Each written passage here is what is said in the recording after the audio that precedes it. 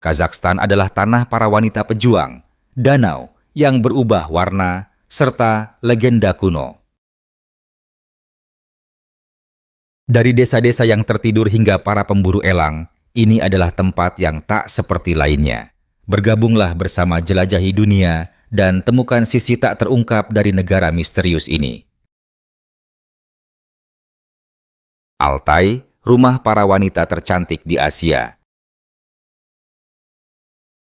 Salah satu wilayah paling ikonik untuk menyaksikan keindahan ini adalah Pegunungan Altai.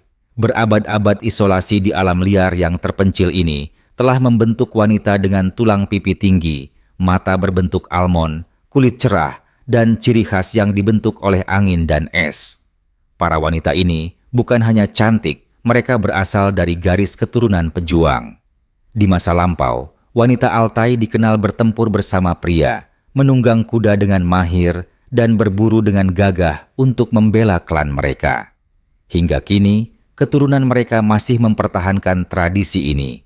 Mereka melaju kencang, melintasi padang salju beku, dan berburu menggunakan elang emas, bukan hanya untuk bertahan hidup, tetapi juga sebagai bagian dari ritual spiritual. Ikatan antara wanita, alam, dan hewan ini mencerminkan kekuatan, keanggunan, dan hubungan leluhur yang mendalam. Banyak pelancong berkata bahwa dalam mata mereka, kamu bisa melihat lanskapnya, luas, liar, dan sulit ditaklukkan. Keindahan dan karakter unik wanita Kazakh. Wanita Kazakhstan sering digambarkan sebagai lanskap paling memikat di negara ini. Kecantikan mereka bukan hanya fisik, itu mencerminkan perpaduan budaya yang unik, pengaruh dari kelembutan Slavia, kekuatan Turki dan Mongol, serta kedalaman Persia berpadu dalam wajah dan kepribadian mereka. Para wanita ini sering memiliki tata krama halus, pendidikan yang kuat, dan keanggunan yang tenang. Di kota maupun desa terpencil, banyak wanita tetap menjaga tradisi budaya sambil merangkul modernitas. Salah satu hal yang menarik adalah keterbukaan mereka terhadap hubungan internasional.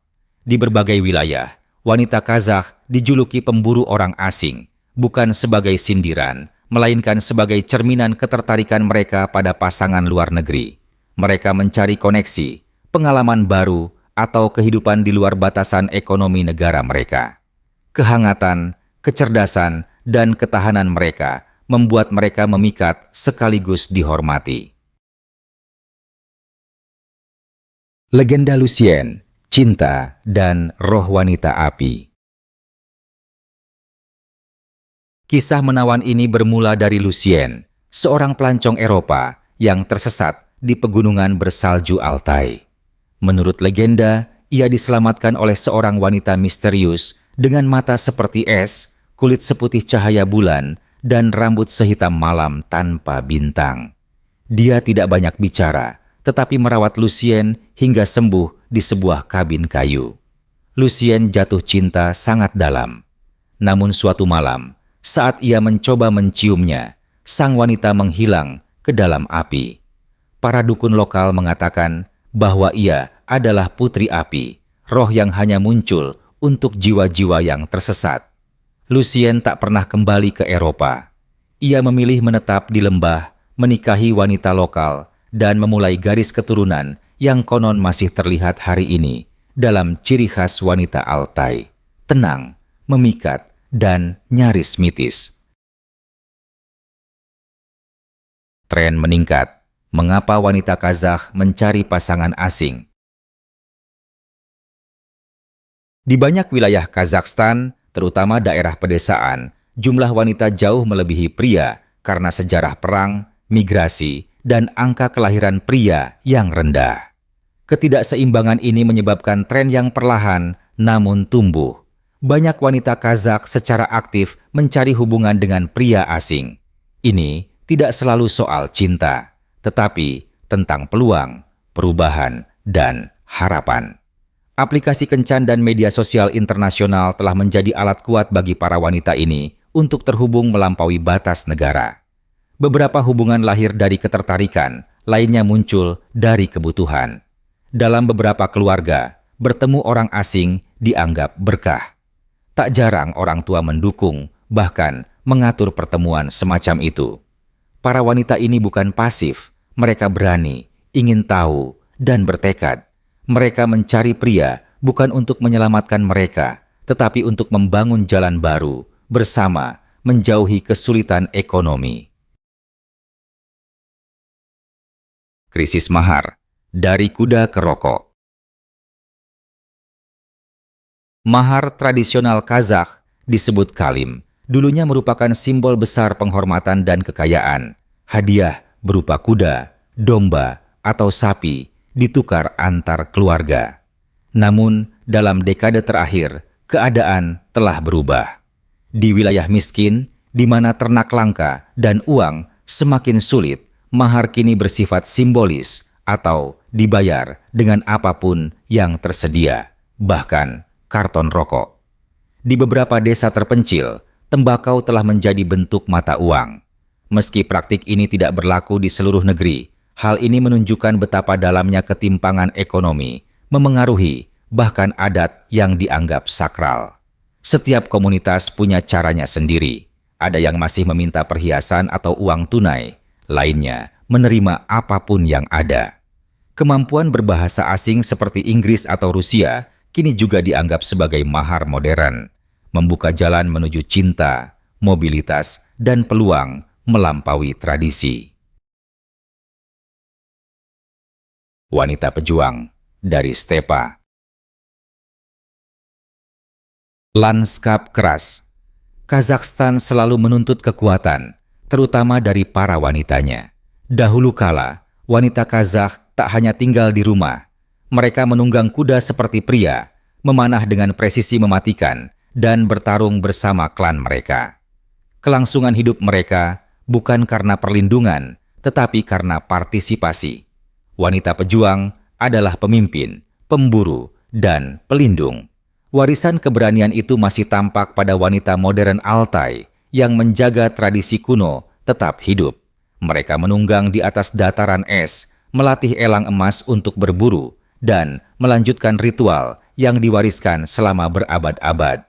Bagi mereka, ini bukan sekadar warisan, ini adalah cara hidup, hubungan mistis dengan alam, hewan, dan leluhur. Keanggunan mereka lahir dari ketahanan dan kecantikan dari keseimbangan antara keanggunan dan kekuatan. Bagi orang luar, mereka memukau. Bagi rakyatnya, mereka tak tergantikan. Penculikan pengantin dan ritual pacaran nomaden. Pacaran tradisional dalam budaya nomaden Kazakh sering melibatkan pertunjukan kekuatan dan kelincahan yang dramatis. Salah satu ritualnya adalah pria menunggang kuda secepat mungkin untuk mengejar dan mencium wanita yang mereka kagumi, dianggap sebagai tanda keberanian dan cinta. Namun, ada praktik yang jauh lebih kontroversial, meskipun kini jarang terjadi, penculikan pengantin. Secara historis, beberapa pria menculik wanita yang ingin mereka nikahi, kadang dengan persetujuan diam-diam sang wanita atau keluarganya, tetapi tidak selalu. Di daerah pedesaan atau konservatif, batas antara tradisi dan paksaan bisa menjadi kabur. Meski Kazakhstan modern, sebagian besar telah menolak praktik ini, topik ini masih memicu perdebatan, terutama soal persetujuan dan hak perempuan.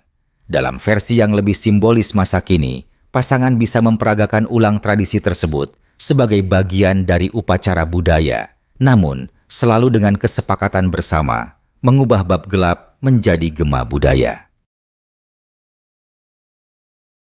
Pernikahan dan takhayul, semangat tradisi. Pernikahan Kazakh bukan sekadar formalitas, mereka adalah perayaan spektakuler yang berlangsung selama berhari-hari atau bahkan berminggu-minggu. Acara ini menggabungkan ritual kuno, musik meriah, tarian, bercerita, dan jamuan mewah, menjadikan setiap momen sebagai simbol persatuan. Keluarga berkumpul dari jauh dan dekat, memperkuat ikatan komunitas. Di samping tradisi ini, ada pula kepercayaan kuat, termasuk tahayul yang tak biasa. Salah satu yang paling menonjol, jangan pernah bersiul di dalam rumah. Dalam budaya Kazakh, bersiul di dalam ruangan diyakini akan mengundang kemiskinan dan nasib buruk. Rumah dianggap suci dan mengganggu keharmonisan spiritualnya dipandang tidak sopan. Kepercayaan ini berakar dari syamanisme dan rasa hormat terhadap ruang keluarga. Meskipun tampak aneh bagi orang luar, masyarakat lokal sering mematuhinya dengan ketat, memandang tindakan seperti ini bukan sebagai dongeng belaka, melainkan bagian penting dari identitas mereka. Di Kazakhstan, tradisi hidup dalam upacara maupun dalam keheningan. Tanah ekstrem dan kontradiksi. Kazakhstan adalah tanah tempat hal-hal yang bertentangan bertemu dan hidup berdampingan. Gurun yang luas dan gletser menjulang, yurt kuno dan langit-langit kota futuristik, wanita pejuang, dan biksu pendiam. Dengan wilayah yang lebih besar dari Eropa Barat, negara ini sekaligus terisolasi dan sangat luas. Beberapa wilayah tak tersentuh waktu, desa-desa di mana orang tertidur dalam keadaan tak dapat dijelaskan, atau daerah tempat kapal-kapal terdampar di dasar laut kering yang dulunya pelabuhan sibuk. Kontradiksi budaya pun sama kuatnya. Pernikahan yang berlangsung berminggu-minggu berdampingan dengan tahayul seperti larangan bersiul dalam rumah. Modernitas bersentuhan dengan tepi mentah tradisi. Ini adalah negara di mana misteri bukan sekadar genre, tetapi cara hidup. Dari kepercayaan spiritual hingga keanehan ilmiah, dari keindahan liar hingga kenyataan keras, Kazakhstan adalah cerminan ketangguhan manusia dalam menghadapi puisi alam yang luas dan kejam. Tempat lahir penjinakan kuda. Stepa Kazakhstan bukan sekadar indah, mereka adalah tempat lahir salah satu inovasi paling transformatif dalam sejarah manusia, penjinakan kuda. Lebih dari 5.000 tahun yang lalu, para nomaden Kazakh kuno adalah yang pertama menjinakkan dan menunggang kuda, mengubah jalannya peradaban. Para penunggang awal ini dapat menempuh jarak jauh, berdagang antar kekaisaran, dan berperang di atas punggung kuda. Hubungan mereka dengan kuda bukan hanya praktis, tetapi spiritual. Hingga kini, tradisi nomaden tetap hidup di pedalaman Kazakhstan. Kamu masih bisa menemukan yurt bundar dari kayu dan kain felt tersebar di padang seperti peninggalan zaman lain. Ini bukan benda museum, ini adalah rumah. Di tempat tinggal bergerak ini, ritual, musik, dan keterampilan berkuda masih berlangsung seperti ribuan tahun lalu. Kazakhstan bukan hanya tempat pertama manusia menunggang kuda. Disinilah kisah manusia dan kuda benar-benar dimulai. Keajaiban geografis dan hutan yang hilang. Kazakhstan adalah keajaiban geologis, rumah bagi beberapa lanskap paling aneh dan indah di dunia. Ambil contoh, Danau Kaindi, terbentuk akibat gempa bumi awal abad ke-20. Danau ini membanjiri hutan pinus, menciptakan hutan bawah air yang aneh, di mana pohon-pohonnya masih berdiri tegak di bawah air sebening kristal. Atau Laut Aral yang menyedihkan, dulunya salah satu perairan darat terbesar di dunia, kini menjadi tanah tandus penuh garam. Bangkai kapal tersebar di lantai gurun retak, menjadi pengingat menyeramkan dari kehancuran lingkungan era Soviet. Tempat-tempat ini bukan hanya keajaiban alam, mereka adalah kisah yang terukir di permukaan bumi. Dari ngarai mirip Mars hingga danau yang berubah warna, medan Kazakhstan menawarkan sesuatu yang nyaris tak berasal dari dunia ini. Ini adalah negara yang terus bergeser antara air dan gurun, pertumbuhan dan kehancuran, masa lalu dan masa kini, mengundang setiap pelancong untuk bertanya-tanya apa yang tersembunyi di bawah permukaan. Persimpangan kekaisaran dan budaya. Kazakhstan sejak lama menjadi titik temu besar peradaban. Selama ribuan tahun, wilayah ini dilintasi oleh jalur sutra yang legendaris, jalur perdagangan kuno yang menghubungkan Tiongkok dengan Eropa. Kafilah penuh sutra, rempah-rempah, dan batu mulia melintasi stepa ini. Namun mereka membawa lebih dari sekadar barang. Mereka membawa ide, agama, ilmu pengetahuan, dan cerita. Pencampuran budaya yang kaya ini dibentuk bukan hanya oleh pedagang, tetapi juga oleh penakluk. Pasukan Genghis Khan menggemuruh melintasi dataran, meninggalkan warisan bahasa, adat, dan garis keturunan yang saling terkait. Bahkan hari ini, kamu bisa merasakan masa lalu yang berlapis ini dalam arsitektur, kuliner, dan ritual Kazakhstan. Negara ini adalah jembatan antara timur dan barat, tradisi dan kemajuan. Di Kazakhstan, tak ada budaya yang berdiri sendiri. Ini adalah tempat di mana legenda berjalan beriringan dengan sejarah dan di mana yang kuno dan modern tidak berbenturan. Mereka berpadu. Nur Sultan, ibu kota futuristik di alam liar. Dulu, hanya pos terpencil di padang rumput bernama Akmola, ibu kota Kazakhstan, dilahirkan kembali pada tahun 1987 sebagai Nur Sultan, simbol bersinar dari ambisi negara ini. Presiden Nur Sultan Nazarbayev memindahkan ibu kota dari Almaty ke dataran utara yang berangin ini, mengubahnya menjadi kota futuristik penuh pencakar langit, monumen, dan arsitektur surrealis. Salah satu struktur paling ikonik adalah Menara Bayterek yang melambangkan pohon kehidupan mitos, sementara pusat perbelanjaan Khan Shatyr menyerupai tenda nomaden raksasa dari kain pengatur suhu. Meski musim dinginnya ekstrem hingga -40 dan musim panasnya mencapai lebih dari 40 kota ini tetap berkembang sebagai keajaiban budaya, politik, dan arsitektur. Desainnya mencerminkan semangat masa depan sekaligus akar nomaden Kazakhstan. Nur Sultan berdiri sebagai pernyataan hidup, bahkan di lingkungan paling keras, visi bisa berkembang. Tanah iklim ekstrem dan danau mistis. Iklim Kazakhstan tidak mengenal kompromi, ia menantang. Suhu berayun dari dingin membekukan hingga panas gurun. Namun, di tengah kontras ini terdapat danau-danau yang menakjubkan dengan kualitas hampir ajaib. Salah satu keajaiban ini adalah Danau Kolsai, dekat perbatasan Kirgistan, bagian dari trio danau alpin yang terletak di lembah berhutan. Yang membuat Kolsai istimewa bukan hanya keindahannya, tetapi juga misterinya. Penduduk setempat mengatakan airnya berubah warna setiap hari, berubah dari safir dalam menjadi zamrud atau bahkan emas, tergantung cahaya matahari, musim, atau sesuatu yang lebih mistis. Ada yang bilang danau ini mencerminkan emosi orang yang memandangnya. Ada juga bisikan tentang cahaya yang menari di permukaannya saat malam. Ilmu pengetahuan menjelaskan sebagian, kandungan mineral dan cahaya yang dibiaskan. Tapi sains tidak bisa menjelaskan perasaan, berdiri di samping sesuatu yang seolah bernapas, berkilau, dan berbicara pada jiwa. Kalachi, desa yang tertidur. Tersembunyi di Kazakhstan Utara terdapat Kalachi, sebuah desa yang tampak biasa, namun menyimpan misteri luar biasa. Sejak tahun 2012, puluhan penduduk mengalami episode tidur mendadak dan dalam yang berlangsung dari beberapa jam hingga beberapa hari. Seluruh keluarga bisa tertidur saat mengobrol, pingsan saat memasak, atau tertidur sambil berjalan di jalan.